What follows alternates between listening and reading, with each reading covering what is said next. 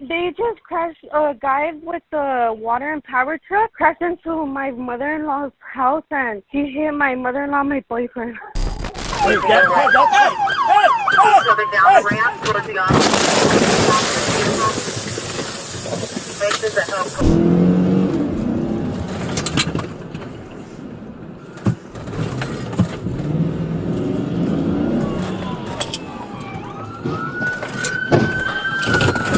Can you even fathom this? On October 26, 2015, Deputy Fields embarked on a series of actions in a South Carolina high school classroom that led to the abrupt end of his 7-year stint with the police department. In a jaw-dropping display, he forcefully slammed and dragged 16-year-old Shakara, all captured on camera by Shakara's quick-thinking friend, Mia Kenny. The footage blatantly showed Fields using extreme force on Shakara, who clearly was not resisting or causing harm. And just when you think it can't escalate further, brace yourself for the next segment. On the morning of October 26, 2015, Deputy Fields did something that would end his career of 7 years at the police department. As can be seen, Ben slammed and dragged the 16-year-old suspect, Shakara, with all of his might. What infuriated the media and viewers of the video the most was that the student wasn't doing anything to have deserved such a response. Thanks to Shakara's friend, Mia Kenny, who began filming the whole incident, everyone got to see what truly happened. Otherwise, things might have turned out very ugly for Shakara. You're not going to believe what's up next. After the classroom incident, both Shakara and her friend Naya, who tried to calm the situation, were arrested. As the video spread like wildfire, public outrage swelled, leading to their subsequent release. The notorious Deputy Ben Fields, already known for his fiery temper, was supposedly responding to a minor disruption caused by Shakara texting in class. But hang tight, the tale takes another twist. Not only Shakara, but her friend Naya was also arrested for asking the cop to take things easy. Due to her age, Shakara was released. However, Naya was charged, but as the video of Deputy Ben dragging the teen circulated on the internet, Naya was released as well. After the footage went viral, things became more clear. As it was, Ben Fields was a school resource officer. Shakara's classmates said that Deputy Ben was known for having a bad temper. This story just keeps getting more intense. Richland County Sheriff Leon Lott took it upon himself to investigate internally, stating Shakara's classroom behavior didn't warrant Fields' aggressive tactics. Lott was adamant that such actions were indefensible and made it clear they wouldn't stand under his watch. According to Lott, Fields lacked the proper training for handling the situation, which just added fuel to the fire. Next up, the community and leaders weigh in, and you won't want to miss it. Evidence of that is Ben Fields' arrest of an Army veteran, Carlos Martin. Police said that Ben was called to the class because Shakara was disruptive in the algebra class and was texting on her phone. Even after the teacher asked her to leave the class, she refused to do so. Richland County Sheriff Leon Lott was assigned as an internal investigator over the matter. What she did doesn't justify what our deputy did, Sheriff Lott said. It doesn't justify his actions, but she needs to be held responsible for what she did. Buckle up, here comes the community backlash. The viral video triggered significant outcry from civil rights advocates, including the NAACP, who demanded that Deputy Fields be charged with assault. Though these demands weren't met, Fields was terminated following an FBI probe into his conduct. Despite losing his job, Fields stuck to his guns, claiming his actions aligned with his training, a stance hotly contested by many. But hold on, the plot thickens and the reactions get even louder. Lott also said that the deputy wasn't trained for what he did and that watching the video made him very upset. Not only the sheriff, but the incident made many upset, including the president of the South Carolina chapter of NAACP, who said that Fields should be charged with assault. Although his wish was not granted, the FBI started an investigation against Fields, as a result of which he lost his job without any pay. Even after being fired, Ben stuck to his claim, saying that he was trying to handle the situation according to his training. Just when you thought it was over, there's more. Meanwhile, in a similarly disturbing event, Officer Brian from the Largo Police Department found himself in hot water after a video surfaced showing him manhandling a 17-year-old. The video, which quickly went viral, shows Officer Brian aggressively grabbing the teen by the neck and hurling insults, all caught by an observant bystander. Following the public uproar, an internal probe was initiated which eventually led to Brian's dismissal due to his indefensible actions. this. Stay tuned, as the next clip ups the ante even further in this saga of misconduct. Largo officer Brian lost his job after a video of him grabbing a teen by his neck surfaced on social media. The cop's harsh behavior towards the 17-year-old boy was evident in the footage. While walking down the road, the teen was stopped by Officer Livernoy, who asked him whether he wanted to shoot somebody. After hearing that, the boy chuckled and continued walking, and the officer didn't like that at all. He stopped the suspect and asked him to put out the cigar that he was smoking. "You got a problem with me?" the boy said. "Yes, I do," Officer Brian replied. And this is when the scene that you are seeing unfolded. Bro, just chill, bro. Reggie, hey, don't resist. Reggie, don't resist. He expressed his frustration by handcuffing the 17-year-old suspect and grabbing his neck. As he continued pressing the boy against his police cruiser and kept his hand on his neck, the footage was posted on Facebook the next day, where it went viral in less than 24 hours. And as it went viral, authorities started taking action. He tried to justify his actions by saying, "I placed my right hand behind the black male subject's head to try and calm the black male subject down." However, his words in the video were totally the opposite of calming someone down. As Officer Livernoy failed to give a justification for his actions, he was fired without any pay. Seriously, could this scene get any livelier? Daryl Brooks paints a picture of a bustling street scene, filled with people and suggesting some sort of festive event was in full swing. He stresses how utterly impossible it would be to have a fight there without drawing a crowd. He then details a rather mundane series of events about leaving a place and chilling on a porch, trying to use someone's phone to snag an Uber. You'll definitely want to stick around for what he spills next. When you left Stephanie's, It was still daytime. it was still daytime? Yes. Okay. Were there still a lot of people out? It was Kinda still like it was yours? still people out. Okay. It was still people out. Not a lot in that area. By the park, it was a lot of people out. Okay. Like I said, it looked like something was, I don't know what the hell. But it was a lot of people out. And it was, like I said, it was people, it was older couples walking down the street. It was younger people walking down the street. It People looked like an event or something was going on? I don't know, but it kind of seemed like it was a lot, like it was something going on to where it was vibrant. Because there was a lot of people everywhere. Walking everywhere. up and down the street. Everywhere. It's people. That's what I'm saying. Like, if I got into a fight with her right there, it would be impossible for somebody to not be like, hey, this guy's fighting this chick or whatever the case may be. Like, how could somebody not see something? You're not going to believe this bit. Brooks continues to recount his chill session on the porch, assuring the person that he was just a regular guy in need of a phone, not a dime. He's all about keeping things simple and drama-free, just a dude trying to get a ride. His narrative is all about proving how normal and unthreatening his request was. The plot thickens shortly, so keep your eyes peeled. Between leaving Stephanie's and those cops yelling at you at the door of that guy's house. Was it dark when they yelled at you? Yeah, by the time they came, it was dark. Okay. But we had been sitting out there. We had been sitting out there for a minute, me and the guy. We was sitting right there on the porch. We was just sitting there. To find how long, estimate?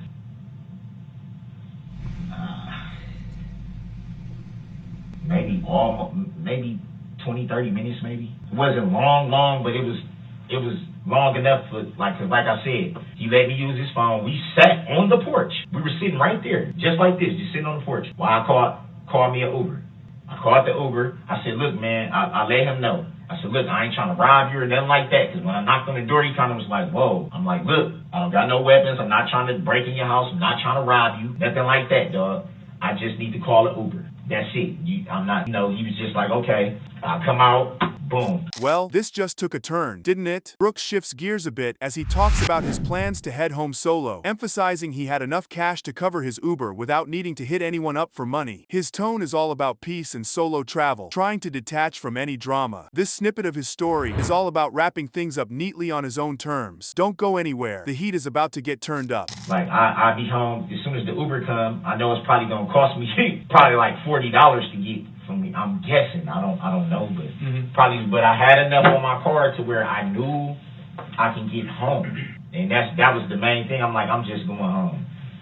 She can keep the money or whatever. I didn't even try to contact her further. I just was like, I'm gone. I'm calling this Uber and I'm going home. That's it. Things are ramping up, aren't they? Brooks finds himself grilled about where he was on specific days as the interrogator seeks to pin down his activities and any involvement in a domestic issue. He's reminded of his religious duties and fatherly responsibilities, tying his personal beliefs to the expectation of honesty. The skepticism from the police about Brooks's truthfulness brings a hefty dose of reality to his spiritual and ethical declarations. Things are about to get even spicier. Watch how this unfolds. Let me ask you this, Darrell. So you weren't out in Waukesha Saturday, just Sunday. Yes, Right? Nothing physical yesterday. Like I told you, you're a part in the investigation. There's a lot of parts, right? To any investigation. There's Investigation people we talk. for- Well, this domestic abuse thing I'm telling you about, right? Okay. Okay. So wait. Hold on. Let me Oh, let me okay. go. I'm sorry. You I just talked had a about- question, but You talked about being a religious man. I could do better. God. I could We all definitely do could. better. We all could. I'm not. We all could. None of That's us are why. perfect. That's why. Yesterday was a mistake. I should have just freaking watched the game and just Yeah. fucking went home. Right.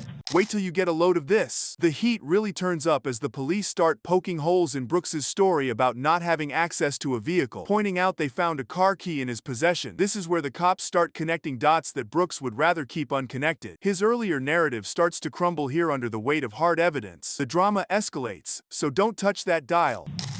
I just have concerns if I fact check that Darrell's not telling me the truth. You don't have a car, so Marcus had to bring you out. You don't own a car, your mom doesn't own a car, right? So Marcus had to bring you out. So why did we find you with a car key in your pocket? It wasn't in my pocket. I don't even know where they said that was laying on the ground. That's yours. Yeah.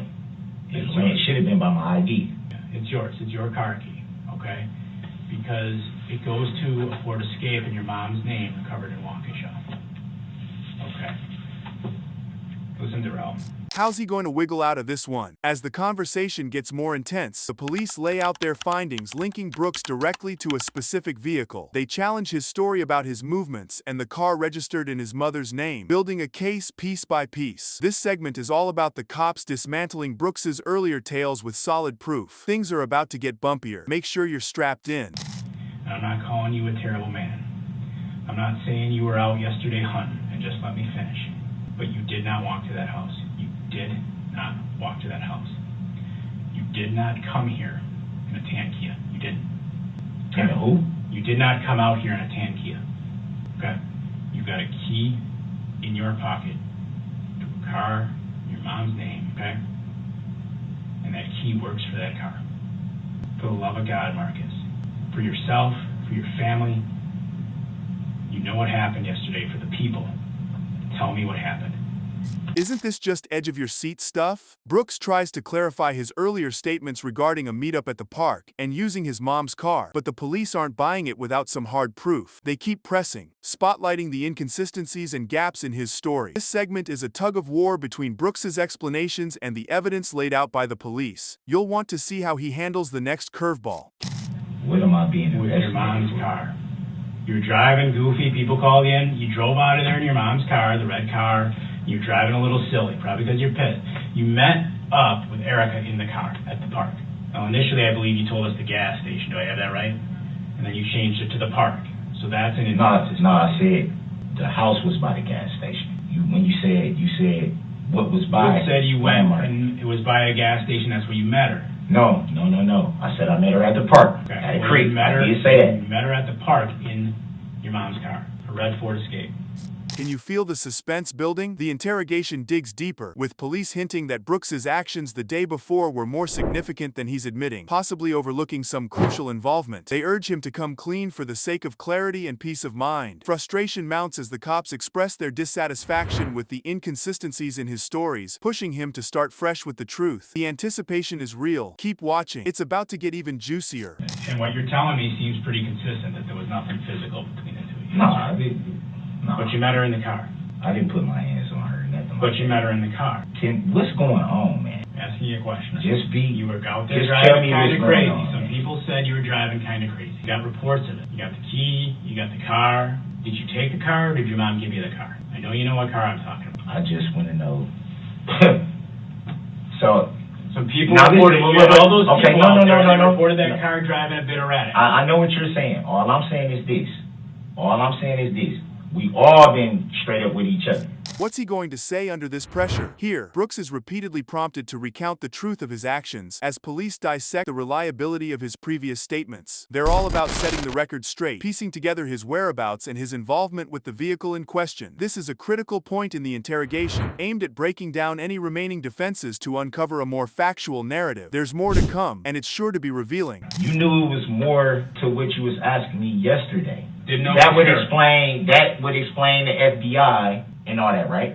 They're not here today. So if it's that big a deal, you don't see them here today. Come on, Kurt. Hey, we've been You guys met in the car in the park. We've been Yeah, cool, that's all. man, the whole time. If I did something Yeah. wrong, That's why they were serious- here. But do you see them here today? They're not here today. Yeah, but y'all lied to me, man. Brace yourself for the big reveal. As the interrogation winds down, police summarize their doubts and concerns about Brooks's version of events, emphasizing the need for truthfulness for both legal and personal accountability. This final segment underscores the challenges of separating fact from fiction in Brooks's account amid ongoing police skepticism and contradictory evidence. What happens next could be the most startling yet, so don't go anywhere. You have lied to us as well because you came out here in the red Ford Escape. Okay, that is what you came out here in. You had the key, all right?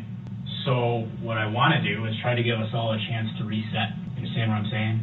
Start over because you're not giving us an accurate story. You didn't ride out with Marcus in a tan car. You said your mom doesn't have a car. I've just told you we've disproven that, all right? I don't know what kind of woman she is. I don't know what you all been through. But you were seen in the car driving kind of acting a fool, okay? In basically the same area that you've already been able to describe to me.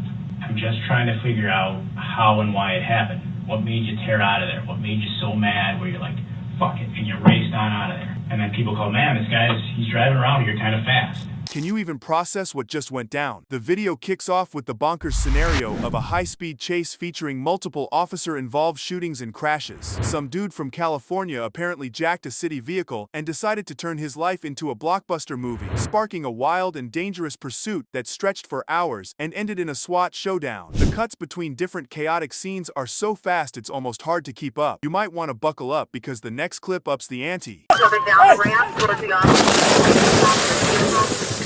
A high-speed chase, back-to-back officer-involved shootings, and multiple crashes are all caught on video when a California man allegedly steals a city vehicle and leads officers on an hours-long pursuit, ending in a SWAT situation. Get a load of this next slice of craziness. On a sunny August 9th afternoon in northern Los Angeles, emergency calls start pouring in around 5:30 p.m. Some poor soul gets tangled in a hit-and-run involving a suspicious Department of Water and Power (DWP) SUV. As calls flood in, a calm operator handles the incoming reports, contrasting starkly with the mayhem unfolding. Strap in, the roller coaster of calls is just getting started. The incident happened on August 9th in northern Los Angeles. At about 5:30 that evening, multiple emergency calls came in for reports of a hit-and-run. Oh yeah, hi. So I just was involved in a hit-and-run crash. It's I think I got the correct plates for it, but it was Does anyone need a paramedic? no, everyone's fine. I parked on the side. I moved the car was able to still move to the side, so it's all good. I'm not obstructing traffic or anything like that. You're not gonna believe this bit. More 911 calls light up the lines, with eyewitnesses painting a picture of a shirtless maniac at the wheel of the DWP vehicle, likely stolen. He's tearing through red lights and causing general havoc. Each call adds another layer to this unfolding saga of vehicular chaos, and just when you think it can't get any more bizarre, things take a turn for the worse.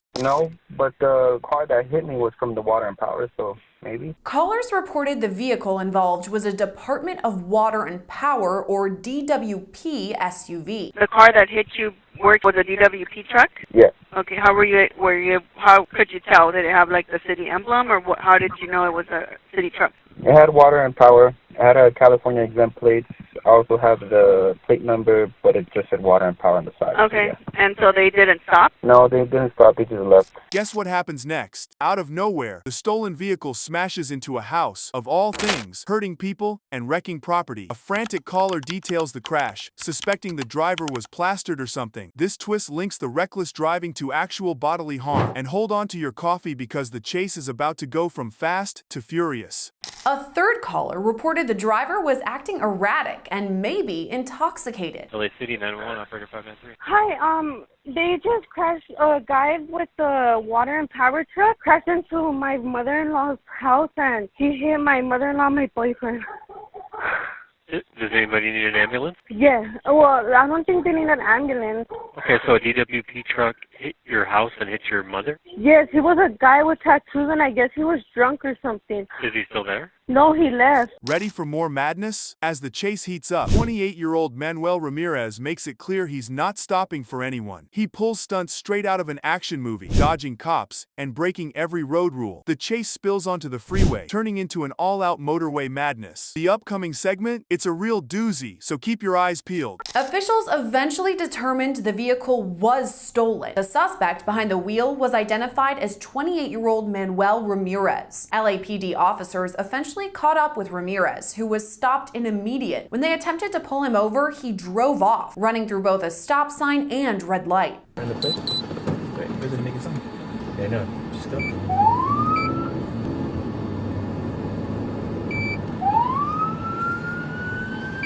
You won't see this coming. After leaving the freeway, Ramirez tries a sneaky escape through a parking lot but ends up trapped. In a panic, he smashes through a gate and starts playing bumper cars with the LAPD. This peak chaos moment is like something out of a video game, except it's very real. And just when you think he's boxed in, Ramirez has another trick up his sleeve. After exiting the freeway, Ramirez drove the SUV into a business parking lot that didn't have a way out. Video shows him ram through a closed gate before turning around and driving back the way he came. But Ramirez doesn't stop and crashes into multiple LAPD squad cars as he attempts to get away. Coming down the ramp towards the office. This is absolutely nuts. Watch closely. The standoff reaches a boiling point when Ramirez's vehicle, now resembling something out of a demolition derby, stalls after crashing again. Officers surround him, yelling to get out. Suddenly, the car lurches back to life, and he charges at the cops, who have no choice but to shoot. This intense moment is not the end, though. The final act is just around the corner, and it's a jaw-dropper. After all this, Ramirez's vehicle steers over a nearby hill, crashing into another van. Video shows officers rush toward this new scene. Hey,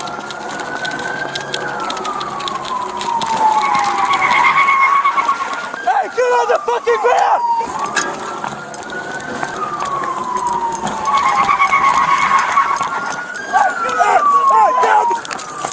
Ready for the grand finale? After what seems like an eternity of chaos, Ramirez's wild ride comes to a halt, and SWAT swoops in to clean up the mess. He's patched up on the spot, and later at the hospital. Facing a heap of charges, his spree ends not with a bang, but a whimper. And if you thought that was all, stay tuned. The fallout from this insanity is up next, and it's as unpredictable as everything you've just seen. When Ramirez's vehicle finally comes to a stop, a SWAT team arrives to the scene.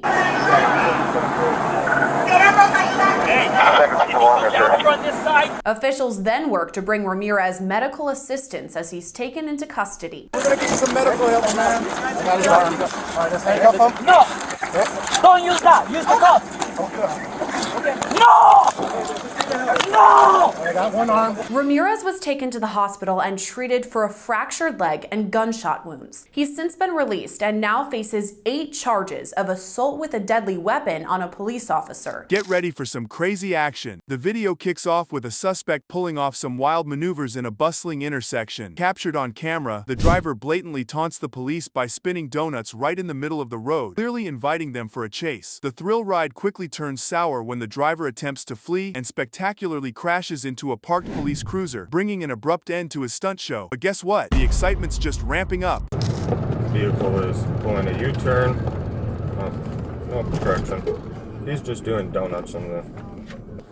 A suspect is caught on camera blatantly taunting police, doing donuts and enticing officers to chase him. But all that fun comes to a crashing halt. He tries to make a break for it, but crashes into a parked squad car. Hold on to your seats, it gets wilder. Captured on dash cam, the suspect, identified as 20-year-old Joseph Littlejohn, makes several U-turns and even busts out some dance moves inside his vehicle while throwing donuts, all under the watchful eyes of the police. It turns out the BMW he's joyriding was reported stolen, upping the ante on his list of bad decisions. You won't want to miss what comes up next. Dash camera video shows the suspect, later identified as 20-year-old Joseph Littlejohn, doing donuts, making multiple U-turns, and even dancing in his vehicle as officers watch on. Officials later determined the BMW he was driving had been stolen. Am I able to do something about this? This guy's just doing donuts and taunting us. 96. He's right in front of us, sitting at Eddie and St. Clair. Can you believe this guy? As the chase heats up, the initial attempt to nab Little John is on full display, but the cops decide to back off due to the dangers of a high-speed pursuit. Over the radio, officers detail his erratic antics as Little John keeps up his daredevil tricks, egging the cops on to chase him, though they choose to play it safe. The plot thickens in the following moments. At first, officers chase after Little John.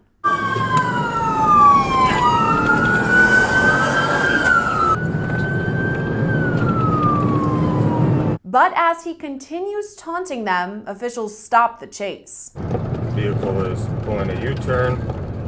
No, correction. He's just doing donuts on the intersection of Eddie Road and St. Clair. I'm not pursuing him, even though he wants me to. Brace yourselves. This takes a wacky turn. During the chase, Little John ups the ante by driving with his driver's side door flung open, showcasing his disregard for safety. He swerves across lanes and even ventures onto the wrong side of the road, all while the car slowly trundles down a bridge with the door wide open. The madness escalates from here, so stay tuned. At one point, the suspect even opens the driver's side door and begins driving with it wide open.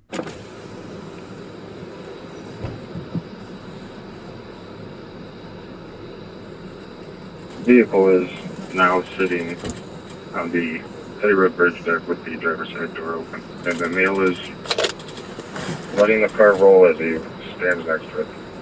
You're not going to believe this. The chase reaches a dramatic climax when Little John, in a last-ditch effort to dodge the police, drives backward down the road and crashes into both a squad car and a pole. Following this, another police vehicle unintentionally slams into the BMW, creating a wildly chaotic scene captured by both dash and body cameras. But there's more chaos to follow. But it all goes off the rails when, in an effort to escape from police, Little John drives backwards down the road and crashes into a squad car and a pole. After that, another squad crashes into the BMW.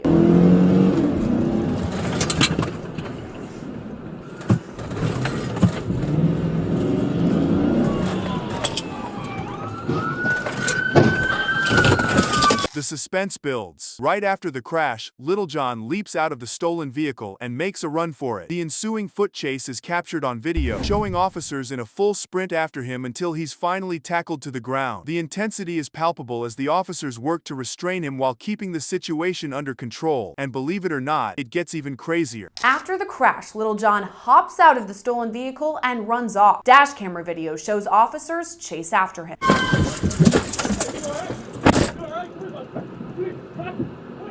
This video shows the moments from the crash all the way to the chase when Little John is tackled to the ground. You alright, Cash? Cash, you alright? You alright? Come here, bud. Come here. Pocket. Come here. Cash. You'll be on the edge of your seat. A tense face-off occurs when Little John resists arrest, prompting the officers to deploy their tasers multiple times. Despite being tasered, he stubbornly refuses to comply fully, leading to a heated struggle as the officers try to handcuff him and prevent him from reaching a suspected weapon. Keep watching, because there's still more to this wild ride. Little John is tased multiple times, but still refuses to cooperate with police. Let it go. Pull your hand out. Go. Let it go. Let your hand go. I don't keep going. No. I'm It's a gun. I know it is. You want to get fucking shot over this? Let it go. You're going to get bit. You're going to get tased until you put that arm out. No. You want to get bit? Just when you thought it was calming down, after being subdued, Little John complains about not being able to breathe and requests medical attention. Despite his dramatic pleas, the officers are skeptical due to his previous energetic escapades. Eventually, EMS arrives on the scene to check him out before he's taken off to jail. The finale is up next, and it's worth waiting for. Little John maintains he needs to go to the hospital, so EMS is called to the scene. Just so you know, this isn't getting you out of jail. We're going to go with you to the hospital, and then we're going to take you to jail. So, you're still going, all right? As he's being loaded into the ambulance, Little John pulls his shirt over his face, but officers pull it right off. Yeah. Oh, hey, don't do that. You said you can't breathe, remember? You don't want to put your shirt over your face. And for the grand finale, after all the high-octane drama, Little John is finally taken into custody, and a gun is found in the stolen BMW, leading to several serious charges against him, including fleeing and eluding an officer and illegal possession of a weapon. This roundup highlights the intense outcomes of his reckless adventure and the robust response from law enforcement. Stick around, there's always another twist in the tale. After Little John was taken into custody, officials recovered a gun in that stolen BMW. He was arrested and now faces multiple charges, including fleeing and eluding an officer and having a weapon under disability.